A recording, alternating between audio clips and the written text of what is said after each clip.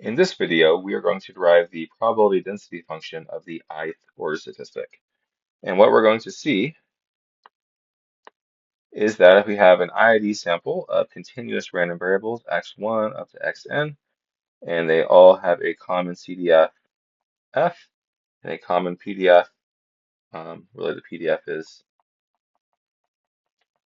lowercase f, then the PDF of the ith order statistic is going to be n factorial divided by I minus 1 factorial over n minus I factorial. The CDF evaluated at x to the I minus 1th power, 1 minus the CDF to the n minus k power multiplied by the density function evaluated at x.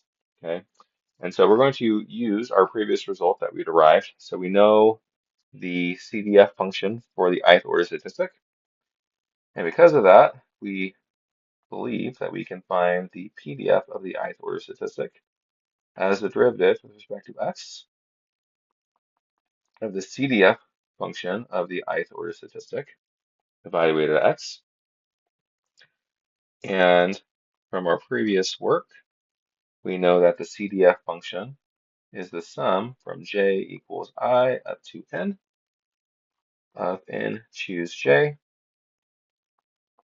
f of x to the jth power, 1 minus f of x to the n minus jth power.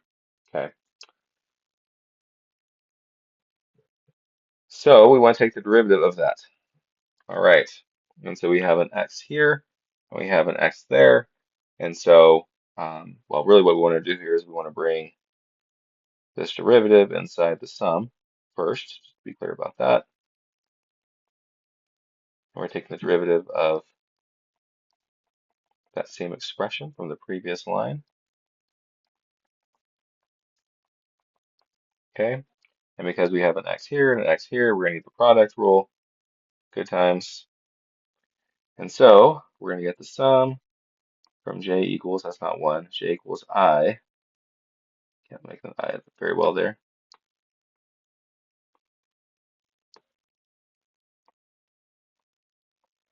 So our sum runs from I up to n, and there's no x's in that in this choose part, so we'll get n choose j, and then if we take the derivative of this part right here, we're going to get j times f of x to the j minus 1th power, and then by the chain rule we get the derivative of the CDF, and so we get the PDF f of x multiplied by 1 minus f of x times n minus j.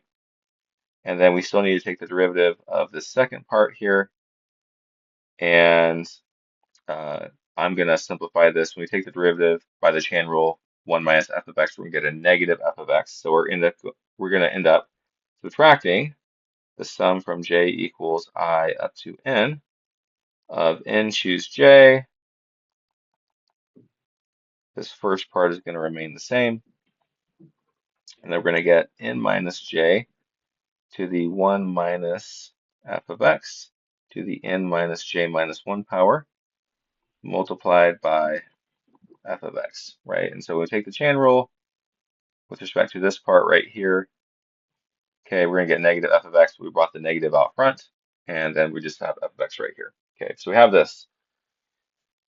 And that looks like a really complicated form. It doesn't look at all like what I had in the previous slide. So how in the world do we get from this to the simpler form I showed you earlier? Okay, so we have to be a little creative here. So I guess I'll leave that there. So the first thing we're going to do here is we're going to strip off. We're going to strip off in this first part of the first summand, I should say. We're going to strip off the part where j is equal to I. Okay, so I'm going to get I times n choose I f of x to the I minus 1th power times the PDF evaluated at x times 1 minus f of x to the n minus I power. Okay, so far so good. Okay, so we're just stripping off j equals I in this first summand. Okay, but then that is going to leave me with the sum from j equals I plus 1 up to n of n choose j times j f of x to the j minus 1th power times the PDF evaluated at x times 1 minus f of x to the n minus jth power. Okay, so that's just the first summand being re-represented. I guess we can't go too far yet. And then what we're going to notice here is that when j is equal to n, this term right here goes to 0, right? So we don't really need this sum to go from I to n. It can just run from j equals I up to n minus 1, because that last term is going to evaluate to 0. And so we're going to get minus the sum from j equals I up to n minus 1 of n choose j f of x to the jth power n minus j times 1 minus f of x to the n minus j minus 1 f of x. And it may not look like it, but these last two terms are actually going to cancel each other out. Okay, so how do we see that? So we're going to let k equal j minus 1. Okay, and we're going to plug that into, we're going to use that in this first sum here, or the first expression right here. But before I get there, so if we let k equals j minus 1, then what we have, and we'll start at this far left here, j times n choose j is going to be j, and then n choose j is n factorial over j factorial times n minus j factorial. Well, you can see that this j is going to cancel with the first part of j factorial, and so we're going to get n factorial over j minus 1 factorial times n minus j factorial. So that's kind of cool. But because we said k was equal to j minus 1, we have n factorial, k factorial, and then n minus k minus 1 factorial. Okay, so when you plug j minus 1, or k equals j minus 1, that implies that j equals k plus 1. And so when you subtract that j, we get n minus k minus 1 factorial, which we can write as n minus k times n factorial over k factorial times n minus k factorial, which seems kind of convenient because of what we have here in this the second sum in there.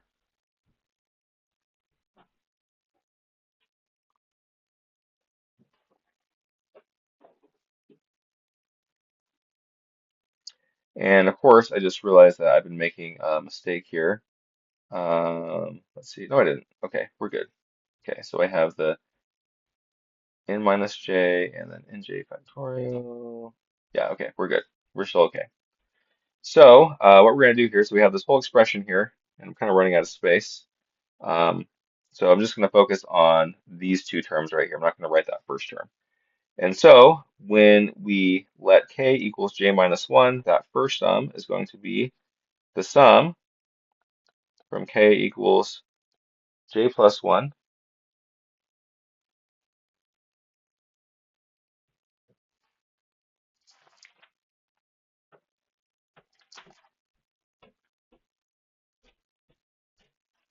oops, sorry, made a mistake there. All right, looking at my notes. So we have j equals I plus 1 there. So if we replace j equals I plus 1 with a k, what we're going to get is the sum from k equals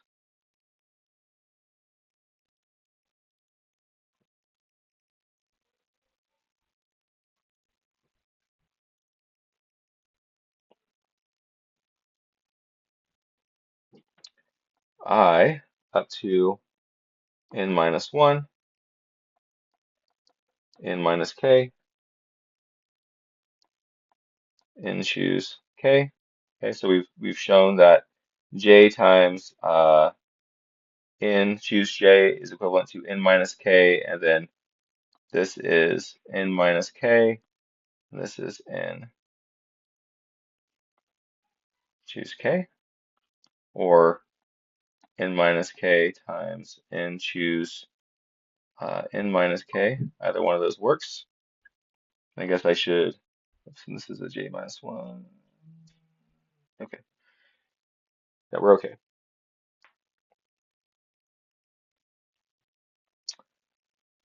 So we have n minus k times n choose k, and continuing on, we have f of x to the kth power, and 1 minus f of x to the n minus k minus 1th power, and we haven't done anything to the second sum that we're subtracting.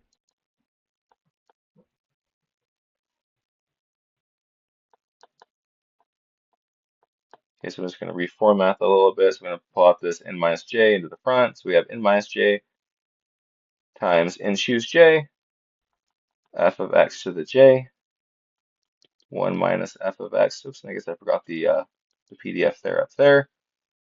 And I realized that because I need it in the sum that we're subtracting. And so what we see is that even though the indexes are different, but this is the same thing as this, and so they cancel each other out.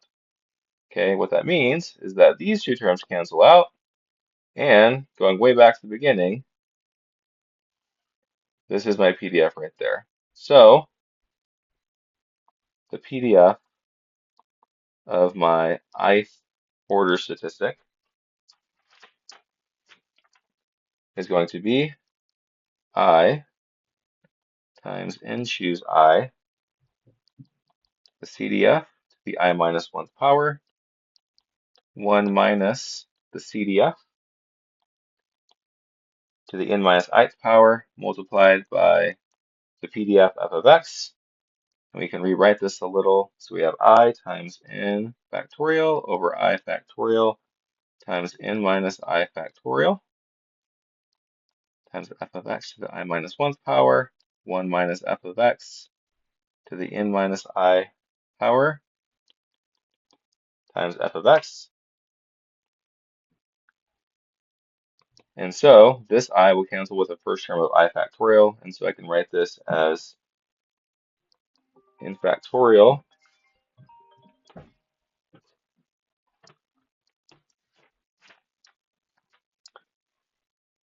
over I minus 1 factorial times n minus I factorial f of x to the I minus 1th power, 1 minus f of x to the n minus ith power multiplied by the PDF evaluated at x.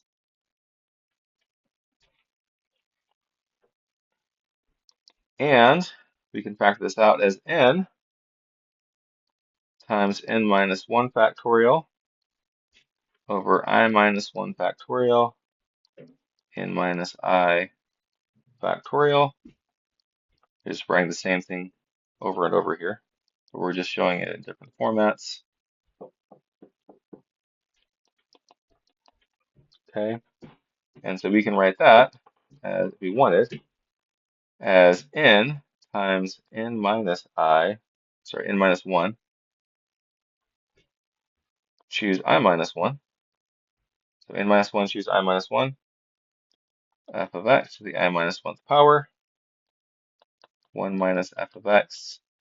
And we can write this second part as n minus 1 minus I minus 1. And this one and the other minus 1 are going to cancel each other out. And you may remember that there's an indicator function floating around from our CDF. We've been ignoring it. So this whole thing is when x, oops, actually, that's completely irrelevant. Never mind that. So this is actually it. That's the end of our proof. And so we've shown this in a couple different forms. If we compare it to what we wanted to show up here, we can see that we do in fact get the same thing. Okay, so that is the PDF of the ith order statistic.